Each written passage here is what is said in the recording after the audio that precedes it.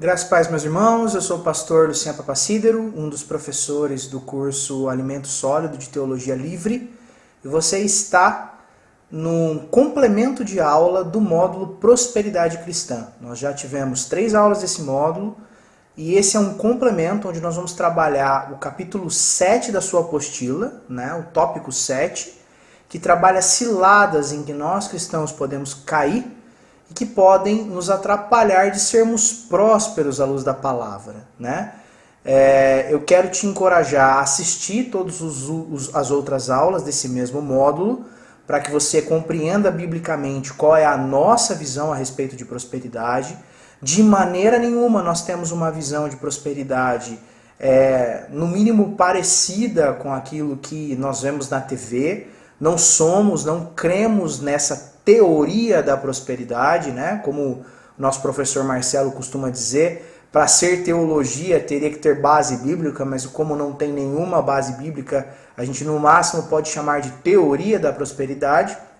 Mas temos uma visão bíblica do que é prosperidade. Se você acompanhou as demais aulas, você vai entender logo nos primeiros momentos das aulas desse módulo que a visão bíblica a respeito de prosperidade cristã é o suprimento das nossas necessidades, um suprimento que vem acompanhado de uma vida piedosa que atribui satisfação a esse suprimento. Nós recebemos do Senhor o que é necessário para a gente viver e isso gera em nós satisfação. Ficamos satisfeitos em Cristo e cremos que o Senhor tem nos dado aquilo que Ele nos promete, que Ele tem suprido as nossas necessidades, assim como a gente vai ver a partir de agora.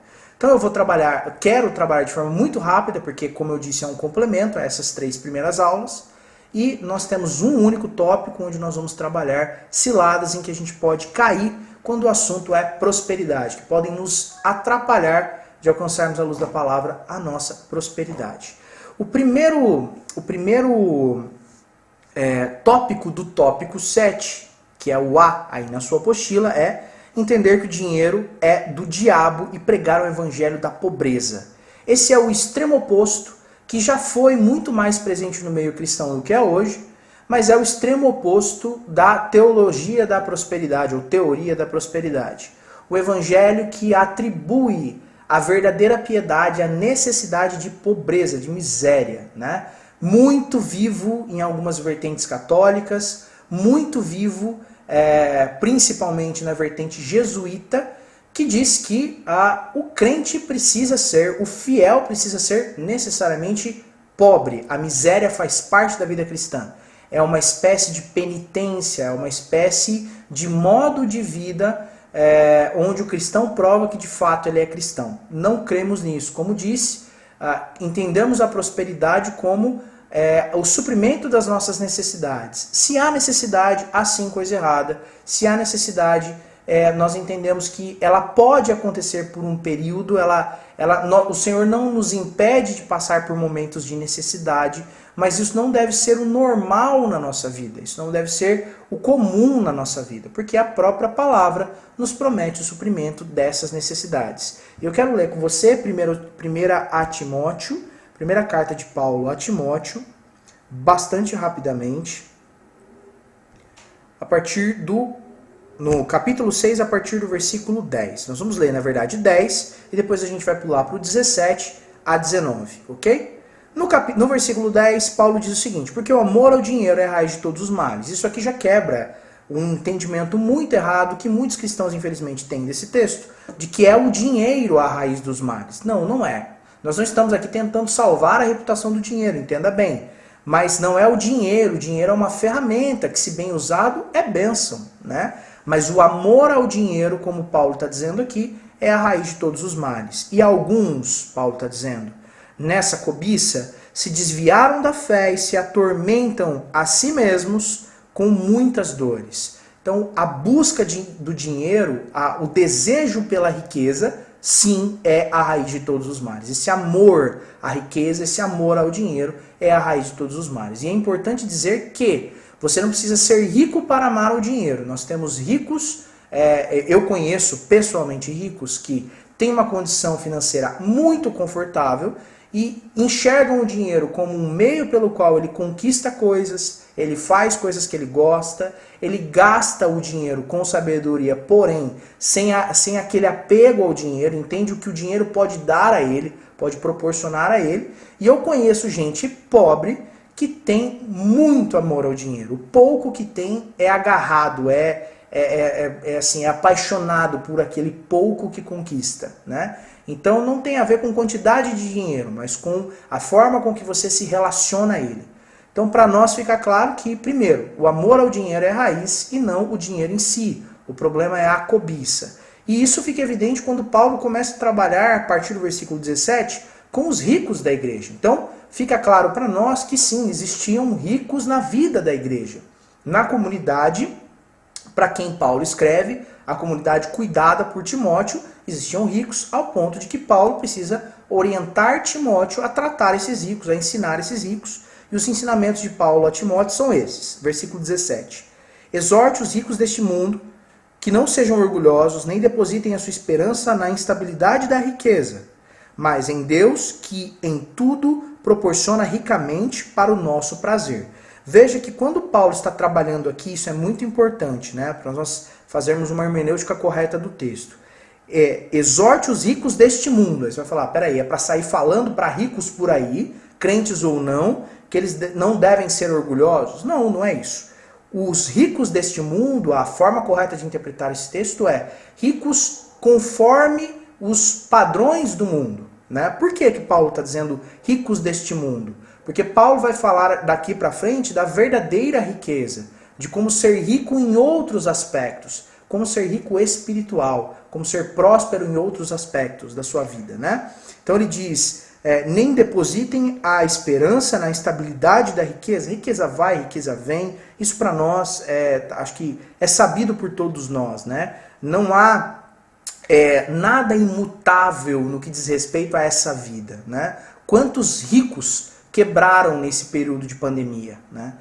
Estavam seguros em sua riqueza, estavam orgulhosos em sua riqueza e viram a riqueza escoar pelos dedos em 6, 7 meses de pandemia. Então não coloquem nessa instabilidade a vossa esperança, mas em Deus, que tudo nos proporciona ricamente para o nosso prazer. Tudo, inclusive a satisfação das nossas necessidades, que é a verdadeira prosperidade. E aí ele começa a trabalhar a verdadeira riqueza, que eles façam bem, sejam ricos em boas obras, generosos em dar e prontos em repartir. Essa é a forma com que o rico crente se relaciona com a sua riqueza, sendo generoso, sendo também rico em boas obras, repartindo aquilo que tem, abençoando pessoas ao seu redor, ajuntando para si um tesouro que é sólido fundamento para o futuro. Não um tesouro que tem hoje, mas um tesouro futuro, um tesouro para a glória, a fim de tomarem posse da vida verdadeira. É isso que Paulo trabalha. E para quebrar de vez aí, para nós entendermos qual é a visão correta, Marcos 10, 25, quero ler rapidamente com você. Marcos 10, 25, para nós apoiarmos um pouco mais essas falas aqui. Jesus dizendo, é mais fácil um camelo passar pelo fundo de uma agulha do que um rico entrar no reino de Deus. Ah, Luciano, mas o problema é a riqueza então? Veja o que ele continua dizendo. Eles ficaram muito admirados, dizendo entre si, sendo assim, quem pode ser salvo, né? Poxa, a gente não pode nem ter riqueza para ser salvo. E aí Jesus responde, para os seres humanos é impossível, contudo, não para Deus, porque para Deus tudo é possível.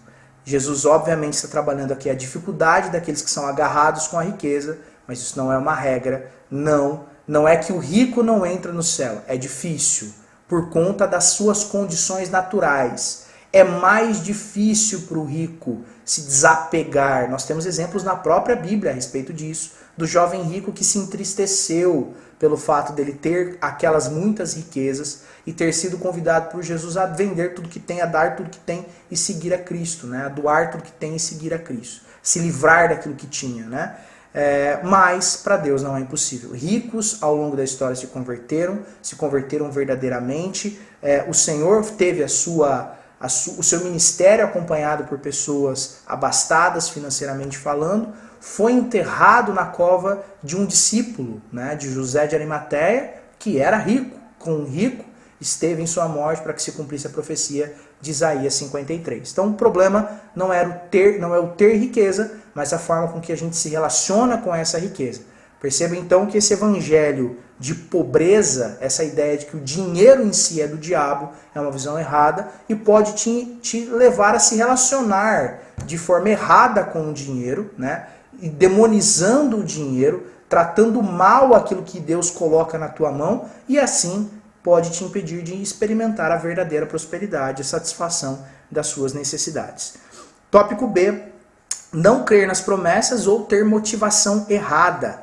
Mateus 6, 19 e 33. Como assim não crer nas promessas? A gente vai entender isso com muita clareza. Mateus 6, 19 a 33. Olha o que o Senhor nos ensina, um texto relativamente longo, nós vamos ler tudo. Primeiro, no que diz respeito à motivação relacionada às riquezas. Não acumulem tesouros sobre a terra, onde as traças e a ferrugem corroem e onde os ladrões escavam e roubam, mas ajuntem tesouros no céu. Jesus está dando aqui uma clara noção de prioridade. Priorizem o que importa. O que vocês conquistam nessa vida passa, é passivo de perda. Você pode ser roubado, você pode ser corroído de alguma forma, né? Isso vai, como a gente vê Paulo dizendo, né, reiterando no texto que nós acabamos de ler, isso é instável, né? Porém, ajuntem tesouros no céu. Esse é o foco correto da vida cristã, onde as traças e a ferrugem não corroem e onde os ladrões não escavam nem roubam, porque onde estiver o teu tesouro, aí estará o teu coração. Então, primeiro, um cuidado, a forma correta de se relacionar com o dinheiro, com a riqueza, não buscando isso e colocando o teu tesouro, né, o teu coração no lugar correto, no tesouro correto,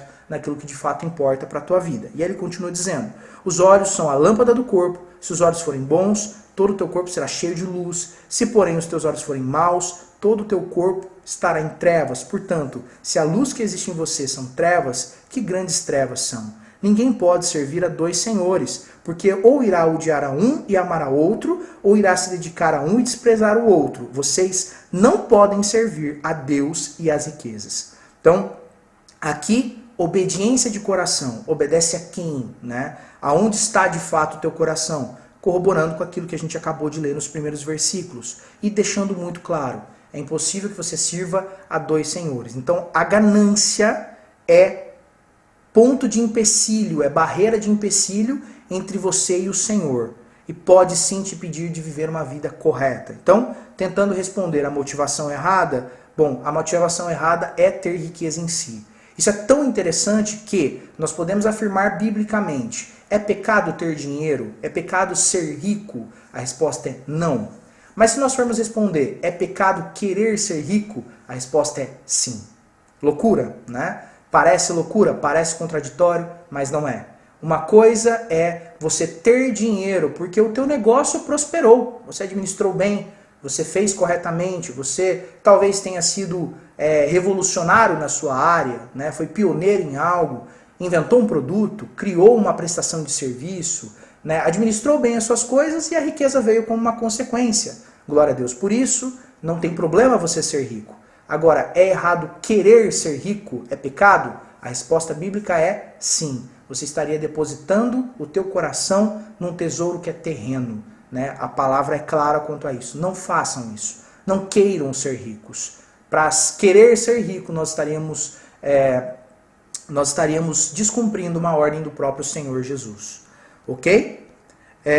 Mas lembrando, né? Mas você não está falando de prosperidade? Sim, prosperidade é satisfação das necessidades, não riqueza, ok? Satisfação das necessidades. É ter as suas necessidades supridas, não ser rico, não ter em sobra, ok? E aí ele continua dizendo, por isso digo a vocês, não se preocupem com a sua vida, quanto ao que irão comer ou beber, nem o corpo quanto ao que irão vestir, nem é a vida mais do que o alimento, e não é o corpo mais do que as roupas, né? Observem as aves do céu, não semeiam, não colhem, não ajuntam em celeiros, no entanto, o Pai de vocês que está no céu a sustenta. Será que vocês não valem muito mais do que as aves? Quem de vocês, por mais que se preocupe, pode acrescentar um côvado ao curso da sua vida? E porque se preocupam com o que vão vestir? Observem como crescem os lírios do campo, eles não trabalham nem fiam. Eu, porém, afirmo a vocês que nem Salomão, em toda a sua glória, se vestiu como qualquer um deles. Ora, se Deus veste assim a erva do campo, que hoje existe e amanhã é lançada no fogo, não fará muito mais por vocês, homens de pequena fé? Porquanto, não se preocupem dizendo, que comeremos, que beberemos, ou com o que nos vestiremos, porque os gentios, meu irmão, perceba a seriedade do que ele vai dizer aqui. Os gentios é que se preocupam com todas essas coisas.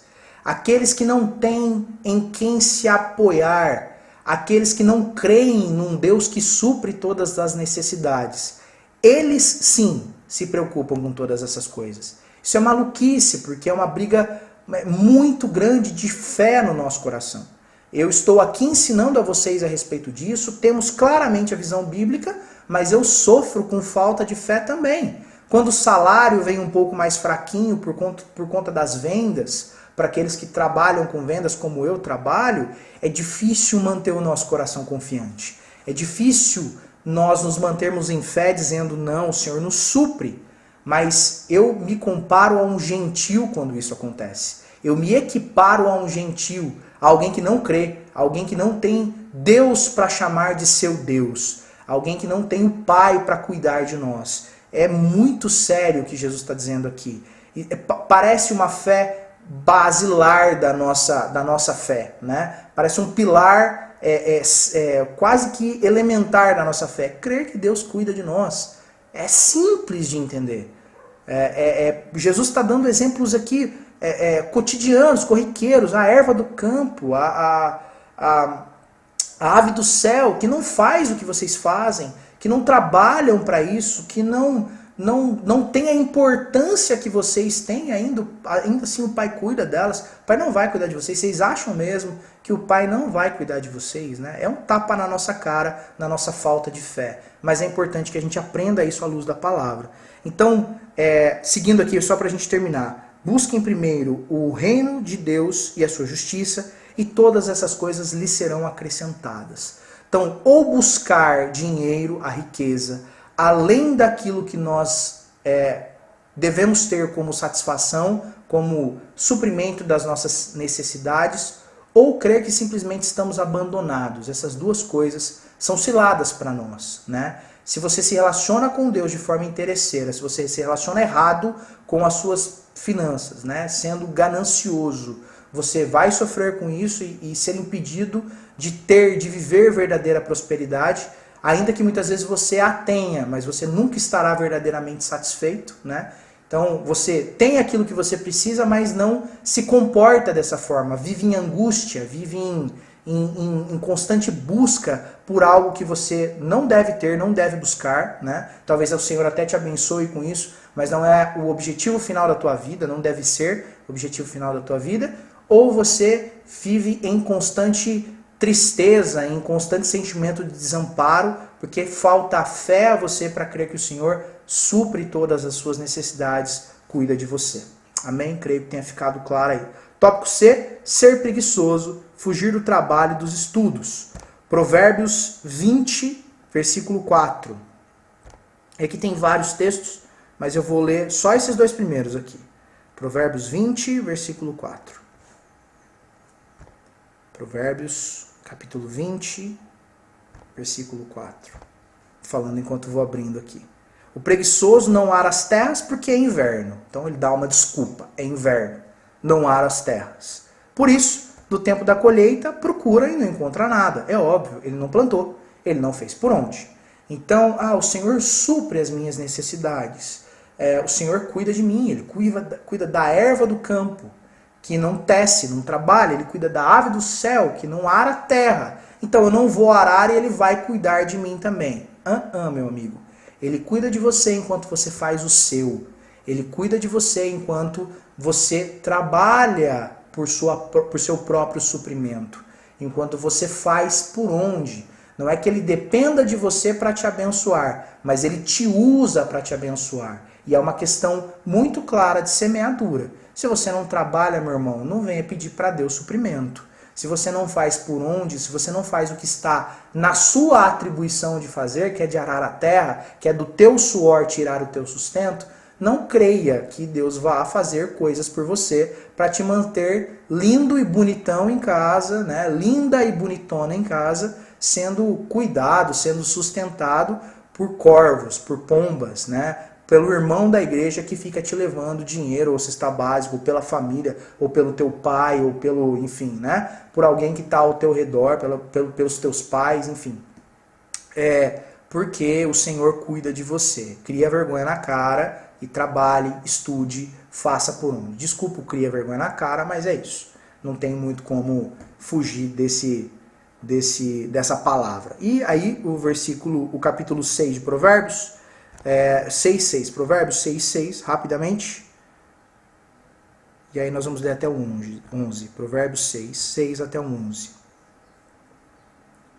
Vá ter com a formiga, ó preguiçoso. Observe os caminhos dela e seja sábio. Não tendo ela chefe, nem oficial, nem comandante, no verão prepara a sua comida, no tempo da colheita junta seu mantimento. Ó preguiçoso, até quando vai ficar deitado? Quando se levantará do seu sono? Um pouco de sono, um breve cochilo, braços cruzados para descansar, e a sua pobreza virá como um ladrão. A hora que você perceber que você está pobre, não conquistou nada, né? Não fez nada, não tem o famoso não tem um gato para puxar pro rabo, né? A miséria atacará como um homem armado, né? De forma definitiva. Então, cuidado de Deus não é motivo para preguiça. A preguiça te impede também, né? Ser preguiçoso, fugir do trabalho, fugir do estudo, te impede de experimentar no Senhor essa verdadeira prosperidade. Ser fiador sem ter condições. Provérbios 17, que é o tópico D aí da sua apostila. Provérbios 17, 18. Quem não tem juízo se compromete, ficando por fiador do seu próximo. Meu irmão, ser fiador é algo muito sério, né? Eu não vou ler outros textos aqui, depois você lê. Aliás, a orientação é essa, leia todos os textos na sua casa, mas ser fiador significa que legalmente você está assumindo uma responsabilidade de pagar os custos, pagar seja lá o que for que está sendo fiado, um aluguel de casa, a compra de uma casa, a compra de um carro, enfim, né? O fiar faz parte de vários aspectos, aí, vários negócios que podem acontecer, que podem exigir um fiador. Mas significa que se aquele que está sendo fiado não tiver condição de pagar, você tem, né? Então, se você não tem, o correto é que você não seja fiador. Então, se você não tem condição de pagar o aluguel atrasado daquele que deixou de pagar o aluguel, né, e saiu da casa em dívida, então não seja fiador dessa pessoa.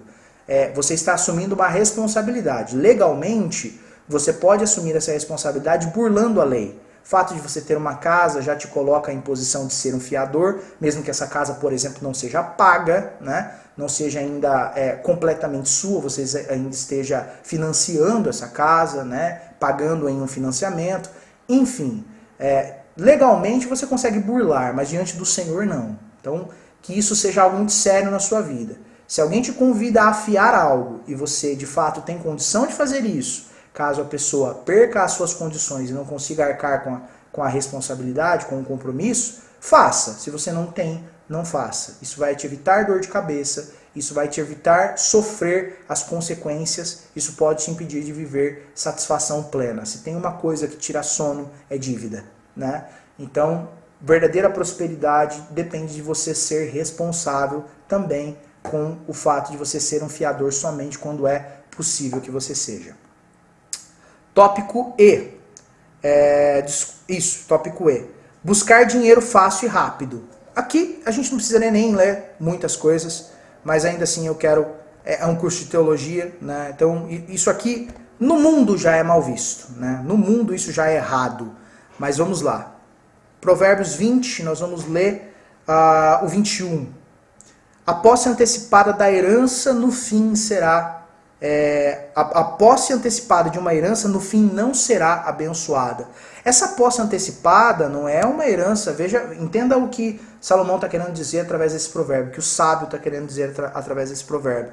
Não é a posse antecipada pelo fluxo natural das coisas. Não é alguém que recebeu a herança porque os seus pais faleceram quando ele ainda era novo, né? E ele recebeu a herança antes do que normalmente uma pessoa recebe. Não, não é isso. O que o salmista está dizendo aqui pode ser comparado à situação do filho pródigo, que antecipou a sua herança por motivos gananciosos, né? Nós podemos dizer aqui que essa herança antecipada com jeitinhos, né? Gastando o dinheiro do seu pai, gastando a riqueza que a família tem, gastando o dinheiro que pode chegar às tuas mãos, né?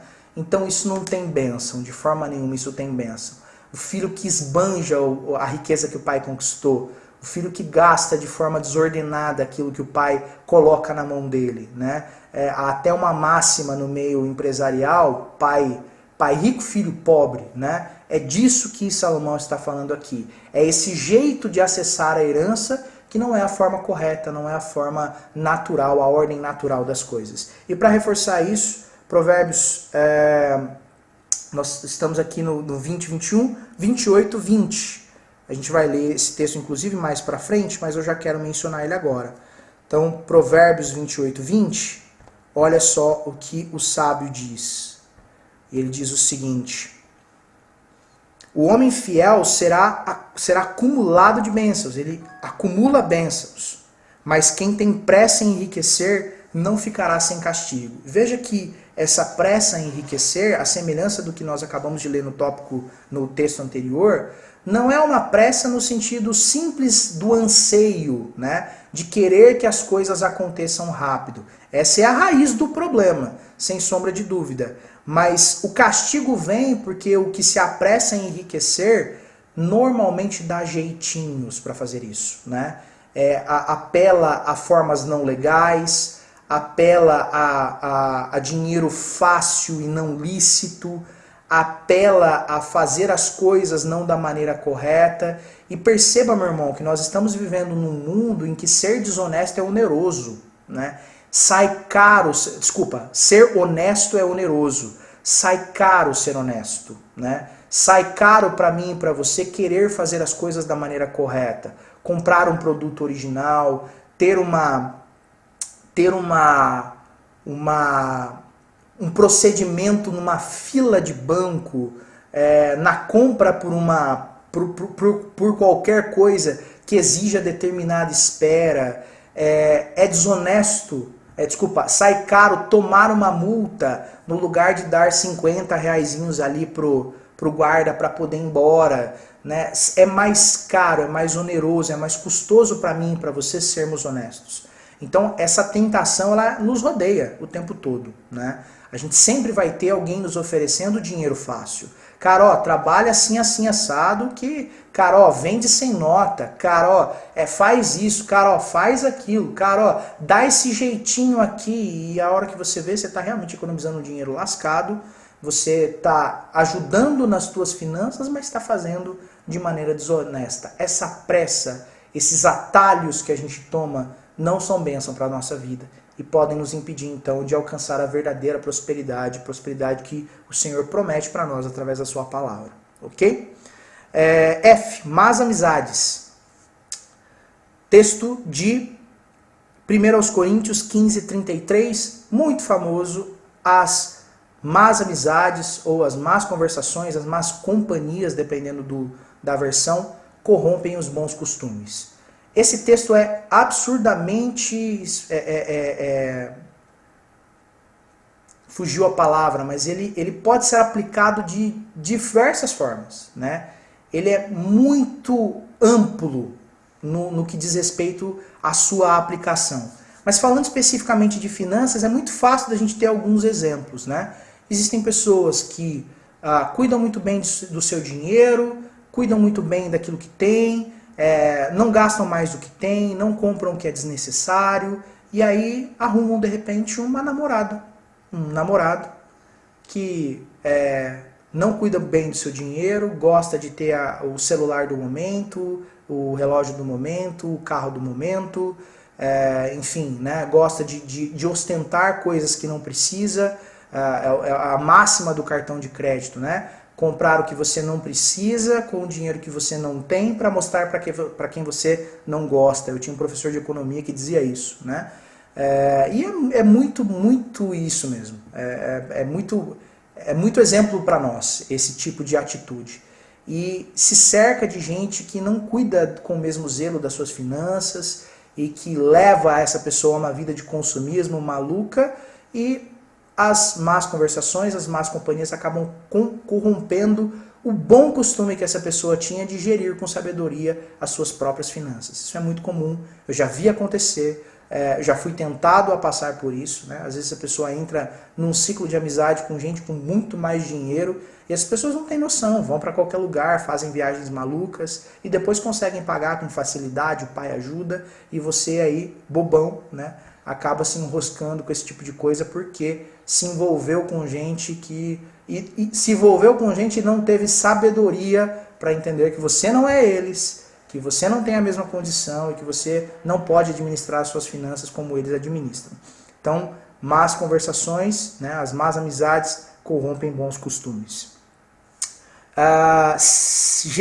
Tópico G, emprestar dinheiro sem sabedoria.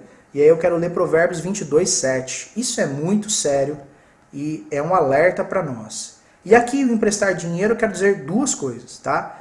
Tomar emprestado, que é o que a gente vai tratar agora, e também emprestar sem sabedoria. Eu quero expandir um pouco esse tópico aqui. Então, em Provérbios 22:7, veja o que Salomão diz. Provérbios 22, se o aplicativo for aqui, 7. Salomão diz o seguinte: o rico domina sobre o pobre. Ordem natural da vida, né? A gente sabe disso. Tá aí o Brasil para mostrar que isso é realidade. E o que pede emprestado é servo do que empresta. Meu irmão, emprestar dinheiro, em certo aspecto, te escraviza. Te torna servo daquele que te emprestou. Para o povo de Israel, né, nessa época aqui, isso tinha uma conotação realmente muito prática, né? De fato, aquele que emprestava dinheiro poderia, inclusive, por força de lei, pela lei civil que vigorava no meio de Israel, ser de fato escravizado por aquele que emprestou o dinheiro por um tempo, até que a dívida fosse paga, né? Nós temos inúmeros casos na Bíblia, inclusive de pessoas dando os filhos por escravo por algum tempo para pagar determinadas dívidas. Olha, imagina a loucura que chega uma família a fazer, a que ponto chega uma família de fazer um negócio desse, né? Ou se dar como escravo por uma questão de pagar dívida, ou até mesmo dar os filhos como escravo para pagamento de uma determinada dívida. Mas para nós tem uma conotação um pouco mais emocional, menos prática e mais subjetiva. De qualquer forma, nós ficamos devendo nós ficamos de fato escravos em algum aspecto daquele que nos emprestou dinheiro. Então, se a gente puder evitar, a orientação é evite, sem sombra de dúvida. O texto que está logo à frente, em Deuteronômio 28, né, aí na sua apostila 12 ao 13, é o texto que não é doutrina para nós, mas é um texto escrito ao povo de Israel, em uma aliança diferente da que nós estamos vivendo hoje, em um período diferente, não é na graça, não é doutrina para a igreja, o Velho Testamento não é doutrina para nós, mas esse texto mostra uma preocupação do Senhor em relação ao povo de Israel a respeito deles emprestarem e não tomarem emprestado, né? Ser cabeça e não ser cauda, ser posto por cabeça das nações e emprestar às nações. Então, embora a gente não possa usar isso como uma promessa do Senhor para nós, porque não foi direcionada a nós, embora eu já tenha visto muitos aí pregando esse texto como uma verdade absoluta para nós, você vai ser cabeça, você vai emprestar dinheiro, não vai tomar emprestado. Percebe-se, a gente não pode usar isso, né? Percebe-se uma preocupação do Senhor a respeito de nós emprestarmos, de nós tomarmos emprestado, né? Podemos emprestar, sem dúvida, e eu entro no segundo tópico, também com sabedoria, né? Muitas vezes a gente se ilude a respeito do emprestar dinheiro. a gente se coloca nessa posição de dominância sobre aquele que nos pediu emprestado. Isso é errado, né? Nós vamos trabalhar um pouco daqui a pouco a agiotagem, né? A gente não é agiota, mas age como, né? Cobra, importuna, apurrinha a pessoa que nos tomou dinheiro emprestado com essa opressão dominante, né? Que o sábio aqui está dizendo, que Salomão está dizendo aqui no provérbio que a gente acabou de ler. Mas também por outros aspectos é importante que a gente tenha sabedoria ao emprestar dinheiro. Então, saiba para quem empresta. Se a tua ideia de fato é reaver aquele dinheiro, porque aquele dinheiro faz parte da sua finança, aquele dinheiro faz parte do teu orçamento, de repente teu orçamento anual, um investimento futuro que você vai fazer, algum dinheiro que você está guardando para poder fazer alguma coisa na tua casa, na tua família, saiba para quem empresta. Empreste para pessoas que você de fato acredita que vai conseguir receber. Se você está emprestando para uma pessoa por amor, que você sabe que não vai pagar, então não empreste, né? Eu amo, eu quero ajudar, eu quero abençoar, mas eu sei que não vai pagar, eu sei que não vai ter condição, eu sei da índole e ainda assim quero emprestar. Não empreste, dê o dinheiro, né? Evite dores de cabeça futura, evite desgaste na família, com amigo, evite esse tipo de desgaste. Dê o dinheiro é melhor, fique tranquilo, né? Que esse dinheiro não custe a tua paz, né? Então eu acho que está bem claro aí o direcionamento. Seguindo, né, para a gente já caminhando para o final aqui. Não se importar com o reino de Deus. Isso é extremamente complicado também. Por que não se importar com o reino de Deus? Ageu 1, do 6 ao 7, mostra também um outro período, mas uma preocupação do Senhor muito grande. Nós vamos ter essa mesma preocupação logo depois, em Mateus 6,33. Né? O texto de Mateus 6,33 vai colaborar com a gente aqui. Então, em Ageu, perceba a preocupação do Senhor aqui em relação à sua obra, que na época girava basicamente em torno do tabernáculo, do ministério sacerdotal levítico. Né? Então vamos lá, olha, Ageu 1, 6 e 7. Então Ageu 1, 6 e 7. Olha o que o Senhor diz aqui. Por conta do descaso do povo de Israel com o tabernáculo, com o ministério sacerdotal, vocês semeiam e colhem pouco, comem, mas isso não chega a matar a fome, bebem, mas isso não dá para ficarem satisfeitos, põem roupa, mas ninguém se aquece, e o que recebe o salário, recebe e coloca-o numa sacola furada, como se o salário fosse embora. Assim diz o Senhor dos Exércitos, considerem o que tem acontecido, ou considerem o que tem acontecido com vocês. Isso aqui era por conta do descaso de Israel com a casa do Senhor, né, com o tabernáculo. Então, Ageu está dizendo aqui, isso não se aplica a nós como doutrina, mas se aplica como preocupação. O Senhor pode fazer isso na nossa vida? Sim, Ele pode. O Senhor pode nos castigar dessa forma? Sim, Ele pode. Ele faz? Sim, Ele faz. Ele faz sim. De acordo com a nossa preocupação com o reino. E por preocupação com o reino, eu não estou falando com manter a igreja com luxo, não é isso não. Não estou falando de dízimo aqui também.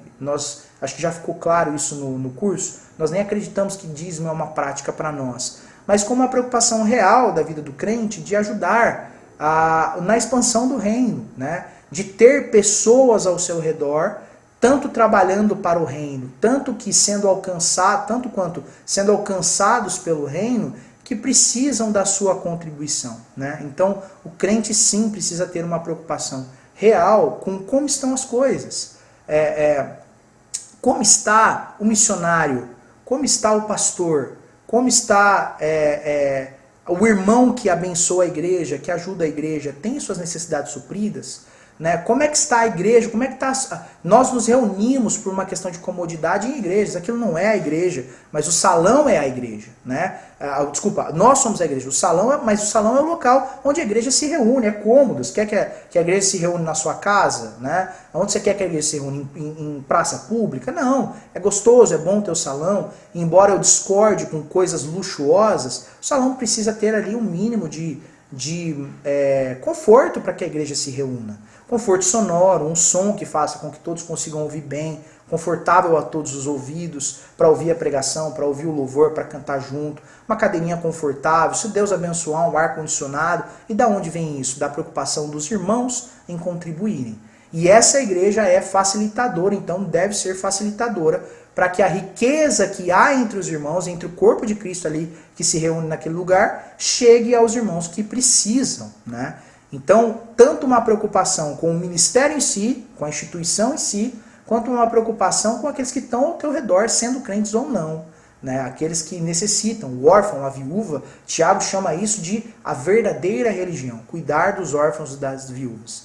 Então, quando nós estamos falando aqui de preocupação com o reino, de não ter preocupação com o reino, eu creio de fato, né, e nós temos evidência bíblica para isso, que o Senhor de fato segura a mão, né? Aquele irmão que não se preocupa, ele pode, ele já fez isso na sua palavra, no sentido de castigar, no caso aqui o povo de Israel, como nós lemos em Ageu, porque o povo de Israel estava desdenhando, estava desleixado com a obra do Senhor. Por que ele não pode fazer conosco?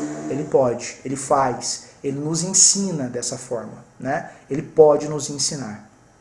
Então, isso pode te impedir de viver uma verdadeira prosperidade. E penúltimo tópico, semeadura interesseira, motivado pela ganância. Tiago 4, rapidamente vamos ler esse texto, a gente já está terminando. Tiago 4, versículos 1 ao 3. De onde procedem as guerras e brigas que há entre vocês? De onde, senão dos... É uma pergunta retórica, Tiago sabe de onde procedem. E olha o que ele diz. De onde, senão dos prazeres que estão em conflito dentro de vocês? Vocês cobiçam e nada têm. Matam e sentem inveja, mas nada podem obter. Vivem a lutar e a fazer guerras. Nada têm porque não pedem. Pedem e não recebem porque pedem mal. O que é pedir mal na visão de Tiago? Para esbanjarem em seus prazeres. Então, voltamos naquele tópico. É pecado ter condições financeiras, ter riquezas? Não. É pecado querer? Sim. Quando a gente pede nesse sentido, a gente pede mal. E segundo o que o Tiago está colocando aqui, não recebemos, né? Pedimos mal e por pedirmos mal, não recebemos. Pedirmos mal é pedirmos para esbanjarmos em cobiça, né? Isso é, segundo o que o Tiago está trabalhando aqui, pedir mal. Então, tanto em dar dinheiro na igreja, ofertar, abençoar o irmão do lado, dar dinheiro para o vizinho, ajudar numa ONG, ajudar numa instituição filantrópica, seja ela qual for. Se a tua intenção for uma intenção interesseira, meu irmão, não há semeadura verdadeira nisso, né? Não há Deus te abençoando nisso. Muito pelo contrário. Há a não resposta dos seus pedidos, porque você tem pedido mal, porque o foco do seu pedido é a sua própria ganância, né? Então, seríssimo isso que o Tiago está colocando aqui, e esse tópico aqui eu acho que deixa isso muito claro para nós. E o último tópico, tópico J, desonestidade, enriquecimento ilícito e especulação ou agiotagem, né? A gente pode chamar aqui especulação de agiotagem. Quero ler um único texto aqui e explicar esse tópico de forma um pouco mais pessoal aqui, né? Porque a gente não precisa saber que enriquecimento ilícito não cabe à vida de um crente, né? Mas como se já não bastasse, vamos ler os tópicos aqui, os textos bíblicos, ou o texto bíblico de Provérbios 11, versículo 1, onde Salomão diz: o Senhor detesta balanças desonestas, mas o peso justo é o seu prazer, né? Balança desonesta faz referência aqui a negociações com mutretas, né? É uma palavra, é uma gíria moderna, né? Mas negociações com desonestidades, com coisa errada envolvida, né? Então aqui faz referência aos mercantes, né? Aos mercadores que vendiam coisas por peso. Então pegavam determinados pesos de ouro, determinados pesos de prata ou de bronze, ou até mesmo pesos de alimentos, trocando por mercadorias que estavam vendendo, né? e ao fazerem isso adulteravam ali as suas balanças e vendiam em desonestidade. Então, esse texto aqui é muito claro. O Senhor detesta essas balanças e por detestar, o Senhor sim se vinga dessas situações. Ou aqui, ou na eternidade, mas se vinga. O castigo, como nós lemos, já lemos esse texto em Provérbios, o castigo do injusto vem. Ele não deixa de acontecer. Nós estamos livres como justos no Senhor, mas o castigo do injusto vem. Então, meu irmão, já de cara nós poderíamos dizer desonestidade, enriquecimento ilícito e agiotagem não é algo que deve fazer parte da vida cristã. Pelo amor de Deus, o cristão de verdade não faz isso. Mas se ainda assim resta dúvida, entenda que o Senhor se põe como inimigo seu se você negocia de forma desonesta. Então, se você se diz crente e age de forma desonesta, negocia de forma desonesta, né, primeiro, converta-se, né, e depois entenda que o preço é caro por isso. Né? Isso impede verdadeira prosperidade. A lei da semeadura não é brincadeira. O Senhor é claro. Do Senhor não se zomba. O Senhor não se deixa zombar. Aquilo que o homem planta, ele semeia. Né? Não tem jeito. Você pode talvez conhecer uma pessoa desonesta, como eu conheço, e é impressionante o quanto que a vida dessa pessoa patina. Faz um rolo atrás do outro, faz um cambalacho atrás do outro e não sai do lugar. Né? Não sai do lugar. Está sempre de altos e baixos. Acerta um golpe, acerta um dinheiro fácil, perde logo em seguida. Enfim, né? A vida não sai do lugar, patina. Por quê? Porque o Senhor está lá posto como inimigo dessa pessoa. Isso é muito sério. Né? Misericórdia ter o Senhor como nosso inimigo. Então, meus irmãos, esse é o complemento então das 3 primeiras aulas que nós tivemos no módulo Prosperidade Cristã. Encerramos esse módulo por aqui. São aplicações bastante práticas, eu acredito que tenha ficado claro para você. Oro para que o Senhor te conduza a toda a verdade nesses aspectos e nos ensine satisfação. Né? Nos ensine que Ele cuida de nós para que a gente possa de fato descansar no Senhor e estarmos satisfeitos com aquilo que Ele tem dado a nós, que Ele tem colocado nas nossas mãos. Ele é bom, Ele cuida de nós temos essa promessa e nessa promessa nós devemos descansar em paz, descansar com tranquilidade. Primeiro porque Ele já deu o seu melhor. Cristo já veio, Cristo já morreu por nós. O melhor de Deus não está por vir, o melhor de Deus já veio, fez a sua obra completa e ainda, como se já não bastasse, ainda cuida de nós. Né? Isso é maravilhoso. É o Senhor mostrando que Ele é infinitamente mais do que qualquer coisa, do que qualquer bondade que nós possamos pensar. Então, glória a Deus por esse módulo. Fique atento a todos os outros módulos. Deus te abençoe e até uma próxima. Amém. Deus abençoe.